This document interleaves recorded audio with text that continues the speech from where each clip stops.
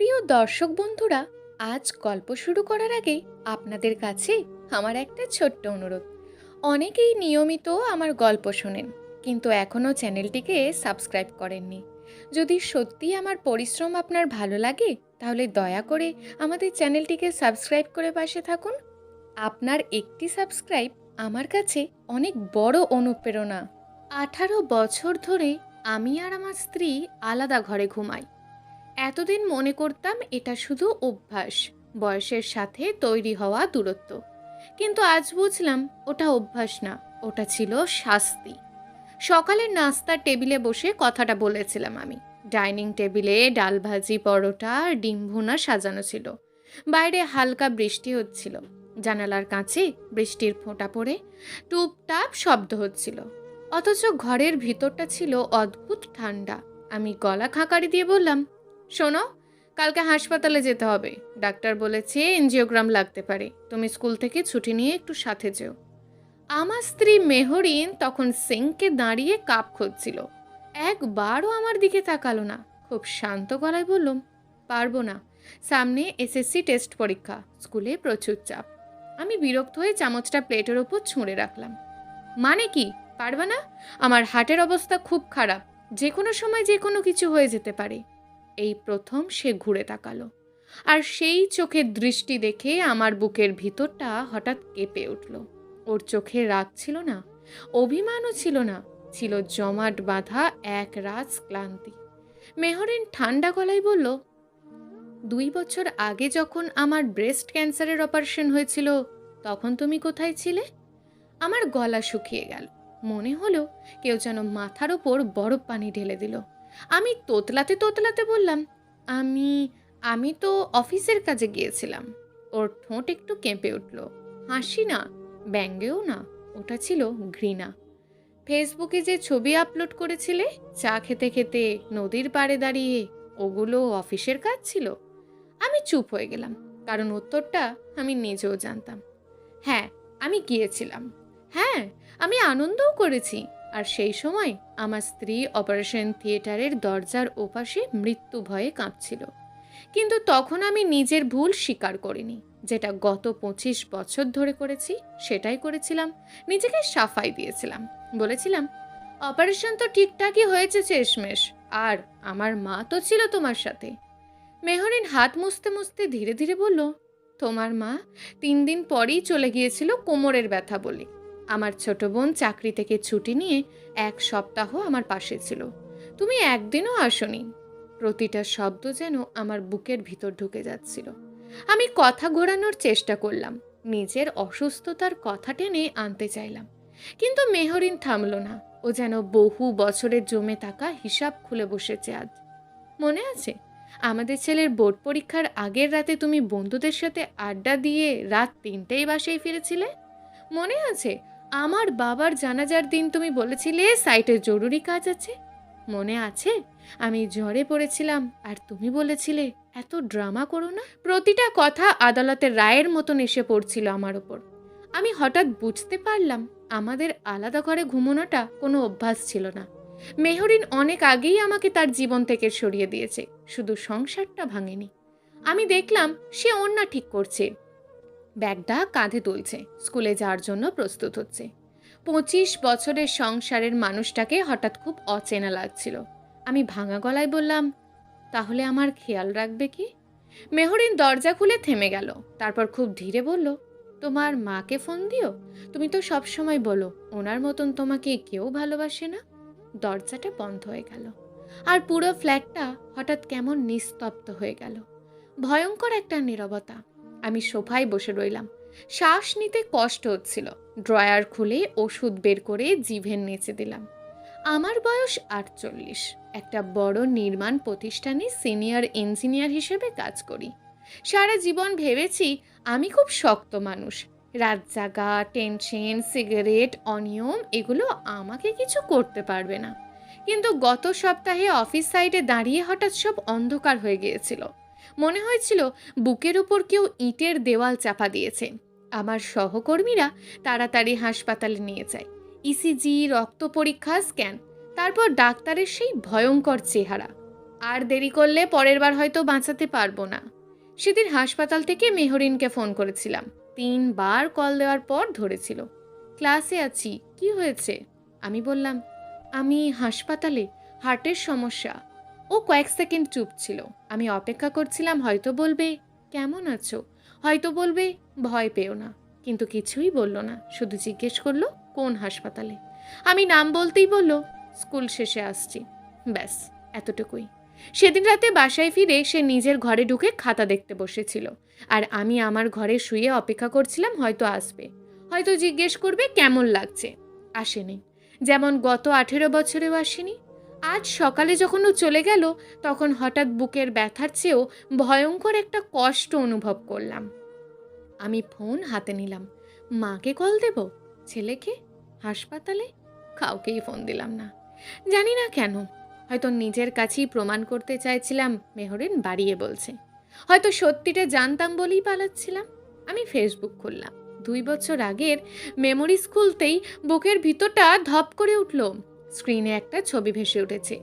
আমি হাসছি, হাতে ডাব, পিছনে পাহাড়, আর ছবিটার ক্যাপশনে লেখা লাইফ ইজ বিউটিফুল। ঠিক সেই দিন আমার স্ত্রী অপারেশন থিয়েটারে ঢুকেছিল, আর ছবিটার নিচে মেহরিনের একটা কমেন্ট, অপারেশন শেষ, ডাক্তার বলছে এখনো জ্ঞান ফেরেনি, সবাই দোয়া করবেন। আমার হাত কাঁপতে শুরু করলো। হঠাৎ মনে হলো আমি কোনোদিন স্বামী ছিলাম না, আমি শুধু একজন মানুষ ছিলাম যে সবসময় নিজের প্রয়োজনটাই আগে দেখেছে। আর আজ যেদিন সত্যি সত্যি আমার পাশে কাউকে দরকার, সেদিন আমি একা, একদম একা। বিকেল 5টা, আকাশটা অদ্ভুত ধূসর হয়ে আছে। মনে হচ্ছে শহরটার ওপর কেউ বিশাল একটা কালো কাপড় টাঙিয়ে দিয়েছে। আমি একা বসে আছি ড্রয়িং রুমে। চারপাশে নিস্তব্ধতা, শুধু দেওয়ালের ঘড়িটার টিকটিক শব্দ। আজ অফিসেও যাইনি, হাসপাতালেও না। সকাল থেকে শুধু একটা কথাই মাথার ভিতর ঘুরছে, আমি কি সত্যিই এত খারাপ মানুষ ছিলাম? হঠাৎ চোখ গেল বুকশেলফের ওপরে রাখা একটা পুরনো ফটো ফ্রেমে। আমাদের বিয়ের ছবি। মেহরিনের বয়স তখন 22, লাল শাড়ি পরা, চোখে স্বপ্ন। আর আমি হাসছি, এমনভাবে হাসছি যেন পৃথিবীর সবচেয়ে ভাগ্যবান মানুষ আমি। কিন্তু সেই মানুষটাই ধীরে ধীরে ওর জীবনটাকে জাহান্নাম বানিয়ে ফেলেছে। আমি কাঁপা হাতে ফ্রেমটা তুলে নিলাম। ঠিক তখনই কলিং বেল বাজলো। আমি দরজা খুলতেই দেখি আমার ছেলে আবির দাঁড়িয়ে আছে। 3 বছর ধরে কানাডায় থাকে। শেষবার বাসায় এসেছিল প্রায় 1.5 বছর আগে। সে ভিতরে ঢুকেই কপাল কুঁচকে বলল, মা ফোন ধরছে না কেন? আমি শুকনো গলায় বললাম, স্কুলে আছে হয়তো। আবির ব্যাগটা সোফায় ছুঁড়ে ফেলে আমার দিকে তাকালো। তারপর ঠান্ডা গলায় বলল, হার্টের প্রবলেমের কথা শুনলাম, এখন কেমন? আমি অবাক হলাম, কারণ ছেলেটার গলায় এক ফোঁটা উদ্বেগ নেই, শুধু দায়িত্ব পালন করার মতন একটা প্রশ্ন। আমি মৃদু হেসে বললাম, বয়স হয়েছে তো। আবির কিছুক্ষণ চুপ করে থাকলো, তারপর ধীরে ধীরে বলল, তুমি জানো, মা ক্যান্সারের সময় রাতে একা একা বাথরুমে গিয়ে কাঁদতো। আমার বুকটা ধক করে উঠল। সে মোবাইল বের করলো, একটা ভিডিও চালু করলো। ভিডিওটা দেখে আমার শরীর ঠান্ডা হয়ে গেল। হাসপাতালের কেবিন, মেহরিনের মাথায় ওড়না নেই, কেমোথেরাপির কারণে চুল পড়ে গেছে। ও আয়নার দিকে তাকিয়ে কাঁদছে, আর ভিডিওর পিছন থেকে আবিরের ছোট্ট গলা, মা, বাবা আসবে না? মেহরিন তখন জোর করে হাসার চেষ্টা করে বলেছিল, বাবা অনেক ব্যস্ত আব্বু। ভিডিওটা বন্ধ হয়ে গেল। ঘরের ভেতর নীরবতা। আমি মাথা নিচু করে বসে রইলাম। আবির দাঁতে দাঁত চেপে বলল, জানো বাবা, আমি ছোটবেলায় তোমাকে হিরো ভাবতাম। আমার গলা শুকিয়ে গেল। সে এগিয়ে এলো, চোখ দুটো লাল। তারপর একদিন বুঝলাম তুমি শুধু নিজের জন্যই বাঁচো। আমি কাঁপা গলায় বললাম, আবির, আমি ভুল করেছি জানি। সে হেসে উঠল, অদ্ভুত ঠান্ডা হাসি। এখন বুঝছো, যখন সবাই তোমাকে ছেড়ে চলে যাচ্ছে? আমি মাথা তুলে তাকাতেই সে ধীরে ধীরে বলল, মা তোমাকে অনেক আগে থেকেই ডিভোর্স দিতে চেয়েছিল। আমার বুকের ভিতর তখন যেন বোমা ফাটলো। কি? আমি বাধা দিয়েছিলাম। আমার পুরো শরীর জমে গেল। আবির জানালার পাশে গিয়ে দাঁড়ালো।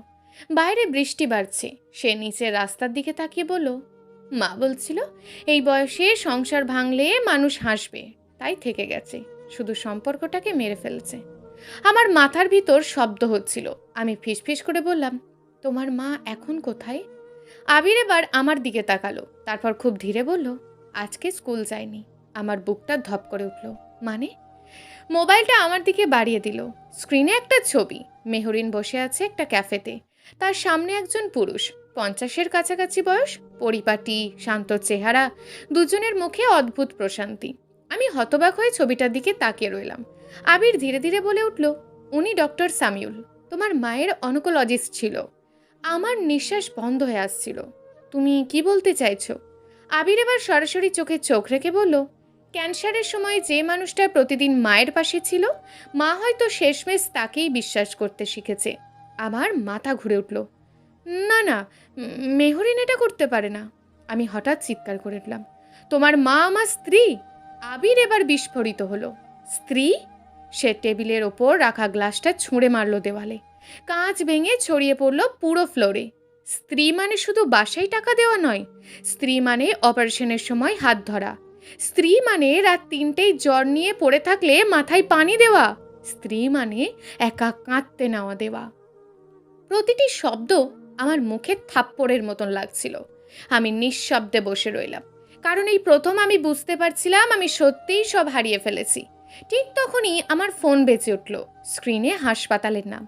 আমি কাঁপা হাতে কল ধরলাম। ওপাশ থেকে ডাক্তার বললেন, মিস্টার রায়হান, আপনার রিপোর্ট এসেছে, অবস্থা খুব ক্রিটিক্যাল, যত দ্রুত সম্ভব এনজিওগ্রাম করতে হবে। আমার গলা কেঁপে উঠল। আমি কাল আসছি। ডাক্তার কয়েক সেকেন্ড চুপ থেকে বলল, একটা কথা আরও জানানো দরকার। আমার বুক ধড়ফড় করতে লাগলো। আপনার স্ত্রী আজ দুপুরে হাসপাতালে এসেছিলেন। আমি স্তব্ধ। ডাক্তার বললেন, উনি আপনার সব রিপোর্ট, মেডিকেল ফাইল আর অপারেশনের কনস্ট্যান্ট ফর্ম নিয়ে গেছেন। আমার ঠোঁট শুকিয়ে গেল। মানে? ওপাশ থেকে খুব ধীরে উত্তর এলো, উনি বলেছেন যদি অপারেশনের সময় কোনো সিদ্ধান্ত নেওয়ার প্রয়োজন হয় তাহলে উনি সাইন করবেন। আমার চোখ ভিজে উঠল। মেহরিন, এত অপমান, এত ঘৃণা, এত দূরত্বের পরেও সে এখনো আমাকে মরতে দেয়নি।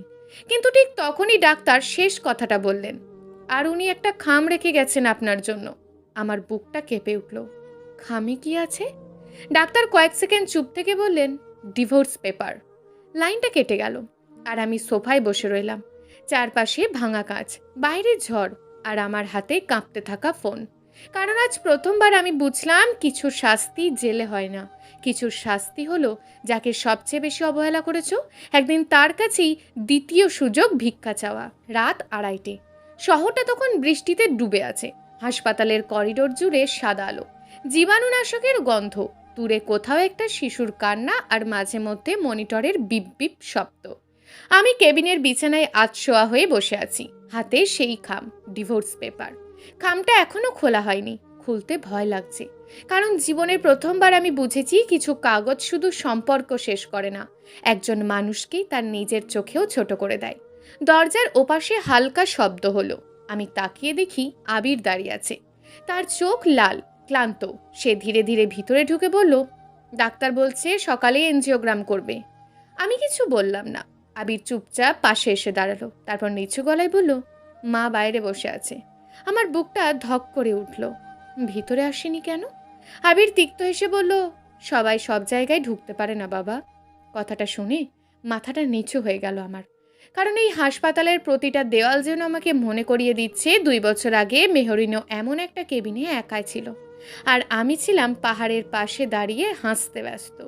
হঠাৎ কেবিনের দরজা আবার খুলল। মেহরিন ঢুকলো। সাদা নীল একটা শাড়ি পরা, চোখের নিচে ক্লান্তির ছাপ, তবু আজ তাকে অদ্ভুত শান্ত লাগছে। সে ভিতরে ঢুকে শুধু বলল, ডাক্তার আসবে একটু পর। আমি তার দিকে তাকিয়ে রইলাম।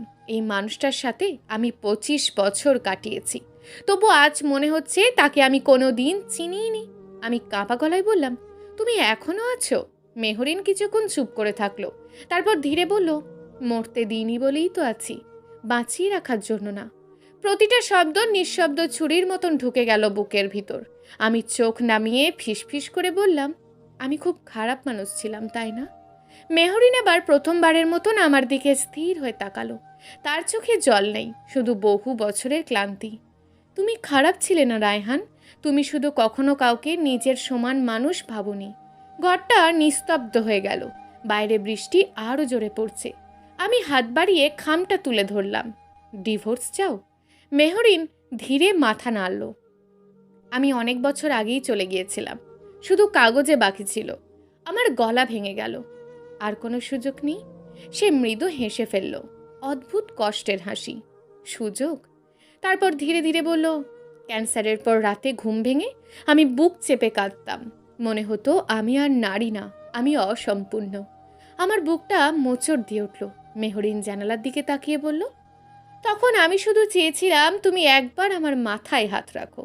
সে চোখ বন্ধ করলো। তুমি রাখোনি। আমি ভেঙে পড়লাম। 2 হাত দিয়ে মুখ ঢেকে কাঁদতে শুরু করলাম। 48 বছরের জীবনে এই প্রথম নিঃশব্দে না, ভেঙে পড়া মানুষের মতন। আবির চুপচাপ দাঁড়িয়েছিল। সে ধীরে ধীরে বাইরে বেরিয়ে গেল। কেবিনে শুধু আমি আর মেহরিন, আর মাঝখানে 25 বছরে জমে থাকা দূরত্ব। অনেকক্ষণ পরে আমি ফিসফিস করে বললাম, ডক্টর শামিউল, ওনার সাথে তোমার... মেহরিন থামিয়ে দিল। ভালো মানুষ। আমি চুপ। সে ধীরে বলল, যেদিন কেমোর পরে আয়নায় নিজেকে দেখে ভয় পাচ্ছিলাম, সেদিন উনি বলেছিলেন, চুল পড়ে গেলে মানুষ কুৎসিত হয় না, একা হয়ে গেলে হয়। আমার চোখটা ভিজে উঠল। মেহরিন এবার আমার দিকে তাকালো। উনি আমাকে সম্মান দিয়েছেন, যেটা আমি তোমার কাছ থেকে কোনো দিন পাইনি। আমি আর কিছু বলতে পারলাম না, কারণ এই যুদ্ধে আমি হেরে গেছি অনেক আগেই। শুধু আজ ফলাফল শুনছি। ঠিক তখন ডাক্তার ঢুকলেন, অপারেশনের কাগজ এগিয়ে দিলেন। সাইন করতে হবে। আমার হাত কাঁপছিল। আমি কলম ধরতে পারছিলাম না। মেহরিন এগিয়ে এসে কাগজটা ধরে রাখলো। সেই মুহূর্তে হঠাৎ মনে পড়ল, বিয়ের দিন কাজী সাহেবের সামনে এই হাতটাই ধরেছিলাম আমি, একটা জীবন একসাথে কাটানোর জন্য। আর আজ একই হাত আমার অপারেশনের অনুমতিতে সাইন করছে, হয়তো শেষবারের মতন। সকাল 8টা। আমাকে ওটিতে নেওয়া হচ্ছে। করিডোরের সাদা আলো চোখে লাগছে। স্ট্রেচারের পাশে আবির হাঁটছে, আর একটু দূরে দাঁড়িয়ে মেহরিন। আমি কষ্ট করে হাত বাড়ালাম। মেহরিন। সে এগিয়ে এলো। আমি ফিসফিস করে বললাম, যদি বাঁচি আমি সব ঠিক করতে চাই। মেহরিন অনেকক্ষণ চুপ করে রইল। তারপর খুব আস্তে বলল, সব ভুলের ক্ষমা হয় না রায়হান। আমার বুকটা কেঁপে উঠল, কিন্তু সে পরের কথাটা বলল আরও ধীরে, তবুও মানুষ বদলাতে পারে, ওইটুকুই। তারপর দরজা বন্ধ হয়ে গেল। 3 সপ্তাহ পর শরতের বিকেল, আকাশে সাদা মেঘ। আমি বারান্দায় বসে আছি, হাতে চা। হার্ট অপারেশনের পরে শরীর অনেক দুর্বল হয়ে গেছে। সিগারেট ছেড়েছি, অফিস থেকে 6 মাসের ছুটি নিয়েছি। প্রথম প্রথম বাসাটা ভয়ঙ্কর ফাঁকা লাগতো, কিন্তু আজ অদ্ভুত শান্ত লাগছে। কারণ আজ সকালে আমি প্রথমবার রান্নাঘরে দাঁড়িয়ে নিজের জন্য নাস্তা বানিয়েছি। প্রথমবার মায়ের বদলে নিজে কাপড় ধুয়েছি। প্রথমবার বুঝেছি সংসার শুধু টাকা দিয়ে চলে না। দরজায় নখ হলো। আমি খুলতেই দেখি মেহরিন দাঁড়িয়ে, হালকা রঙের শাড়ি, হাতে কিছু খাতা। সে ভিতরে এসে বলল, আবির বলছিল ওষুধ ঠিক মতন খাচ্ছ না। আমি হেসে ফেললাম, তুমি এখনো খবর রাখো?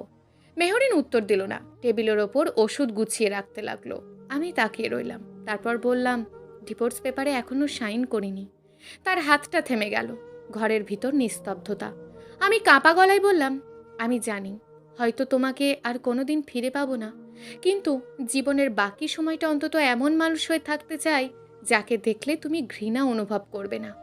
মেহরিন দীর্ঘক্ষণ চুপ রইল। তারপর খুব ধীরে সোফায় বসে পড়ল। জানালার বাইরে শেষ বিকেলের আলো এসে পড়ছে তার মুখে। সে নিচু গলায় বলল, জানো রায়হান, সবচেয়ে কষ্টের কি ছিল? আমি তাকালাম। মেহরিনের চোখ ভিজে উঠেছে। তুমি কোনোদিন বুঝতেই চাওনি আমি কষ্ট পাই। আমার বুকটা ভেঙে যাচ্ছিল। আমি ধীরে ধীরে বললাম, এখন বুঝি। মেহরিন চোখ মুছে উঠে দাঁড়ালো, দরজার দিকে হাঁটলো। আমি আর থামালাম না, কারণ ভালোবাসা কখনো জোর করে পাওয়া যায় না। দরজার কাছে গিয়ে সে থামলো, তারপর পিছনে ফিরে তাকালো। অনেকদিন পরে প্রথমবার তার চোখে ঘৃণা ছিল না, শুধু ক্লান্ত কোমলতা। সে ধীরে বলল, আগামী শুক্রবার আবির আসবে, একসাথে দুপুরে খাবে। আমার বুকের ভিতর কেঁপে উঠল। কিছু একটা, এটা ক্ষমা না, এটা নতুন শুরু নাকি তাও জানি না, কিন্তু দীর্ঘ 18 বছরের নীরবতার পর এটাই ছিল প্রথম দরজা যেটা আবার একটু খুলল। মেহরিন বেরিয়ে গেল। আমি বারান্দায় এসে দাঁড়ালাম। আকাশে বৃষ্টি থেমে গেছে। দূরে সূর্যের আলো বের হচ্ছে ধীরে ধীরে। আর আমি হঠাৎ বুঝলাম, কিছু মানুষকে হারিয়ে ফেলার পর আমরা বদলাই না, আমরা বদলাই যখন বুঝি তারা ঠিক কতটা একা ছিল আমাদের পাশে থেকেও। সমাপ্ত। গল্প নিঃশব্দ শাস্তি। লেখক গল্পঘর।